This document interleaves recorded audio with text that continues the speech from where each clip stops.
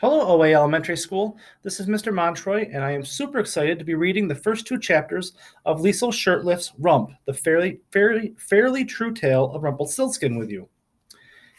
I'll start with chapter 1, Your Name is Your Destiny. My mother named me after a cow's rear end. It's the favorite village joke, and probably the only one, but it's not really true.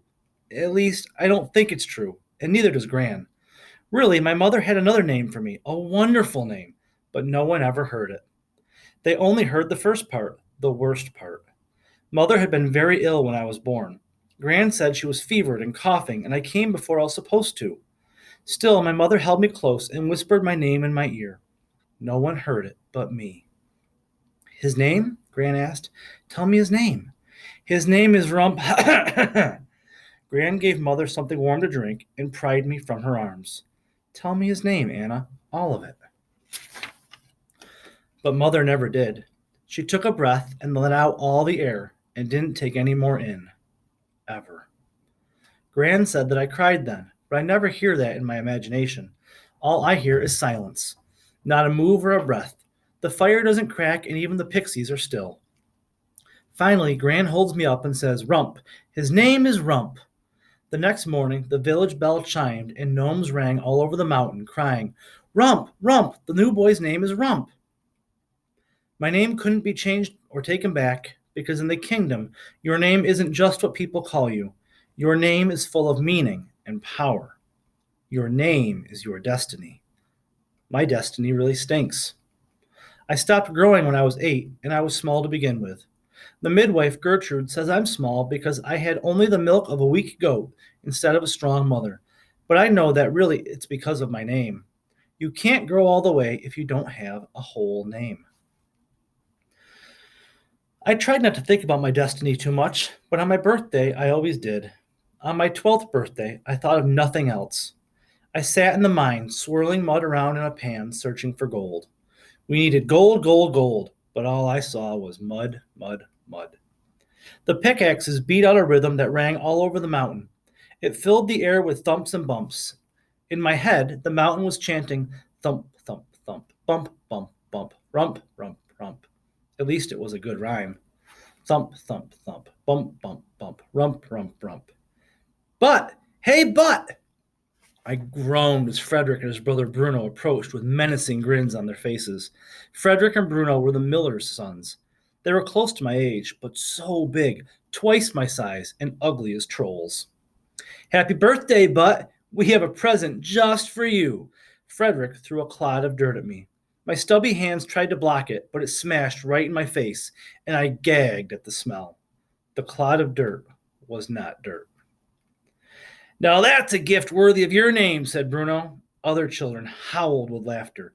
Leave him alone, said a girl named Red. She glared at Frederick and Bruno, holding her shovel over her shoulder like a weapon. The other children stopped laughing. Oh, said Frederick, do you love Butt? That's not his name, growled Red. Then what is it? Why doesn't he tell us?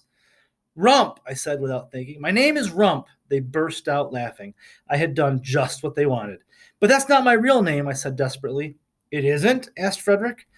What do you think his real name is? Asked Bruno. Frederick pretended to think very hard. Something unusual, something special. Cow rump. Baby rump, said Bruno. Rump roast. Everyone laughed. Frederick and Bruno fell over each other, holding their stomachs while tears streamed down their faces. They rolled in the dirt and squealed like pigs. Just for a moment, I envied them.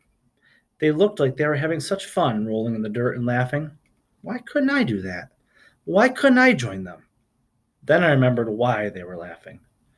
Red swung her shovel down hard so it struck in the ground right between the boys' heads. Frederick and Bruno stopped laughing. Go away, she said.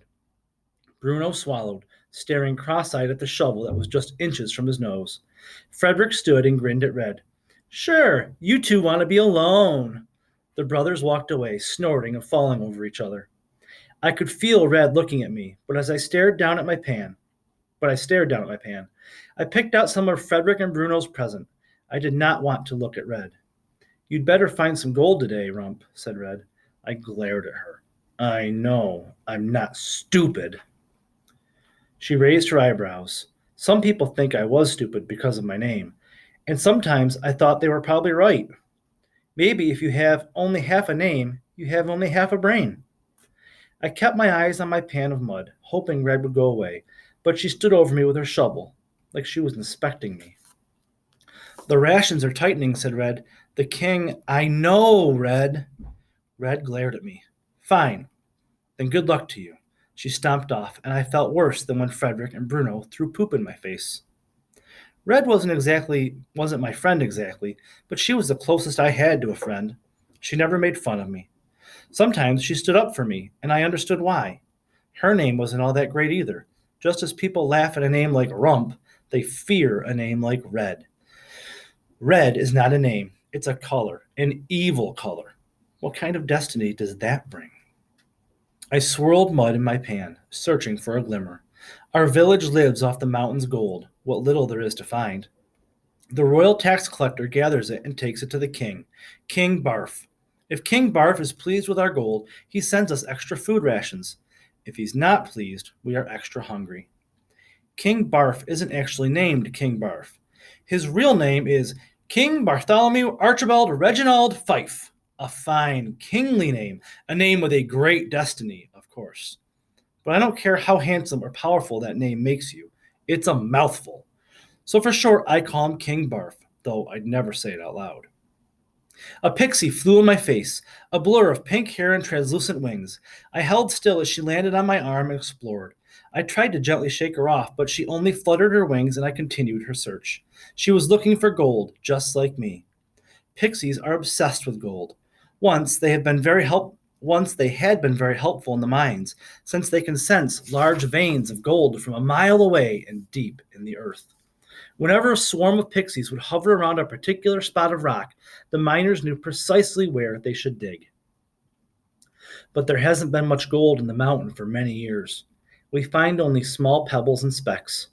The pixies don't dance and chirp the way they used to. Now they're just pests, pesky thieves trying to steal what little gold we find. And they'll bite you to get it. Pixies are no bigger than a finger, and they look sweet and delicate and harmless with their sparkly wings and their colorful hair, but their bites hurt worse than bee stings and squirrel bites and poison ivy combined, and I've had them all. The pixie on my arm finally decided I had no gold and flew away. I scooped more mud from the sluice and swirled it around in my pan. No gold, only mud, mud, mud. Thump, thump, thump. Bump, bump, bump. Rump, rump, rump. I didn't find any gold. We worked until the sun was low, and a gnome came running through the mines shouting, "The day is done! The day is done!" in a voice so bright and cheery, I had the urge to kick the gnome and send it flying down the mountain. But I was relieved.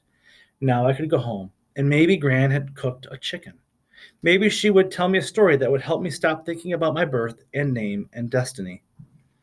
I set my tools aside and walked alone down the mountain and through the village. Red walked alone too, a little ahead of me. The rest of the villagers traveled in clusters, some children together, others with their parents. Some carried leather purses full of gold. Those who found good amounts of gold got extra rations. If they found a great deal, they could keep some to trade in the markets. I had never found enough gold even for extra rations. Pixies fluttered in front of my face and chirped in my ears, and I swatted at them. If only the pixies would show me a mound of gold in the earth, then maybe it wouldn't matter that I was small. If I found lots of gold, then maybe no one would laugh at me or make fun of my name. Gold would make me worth something. And that is the end of chapter 1.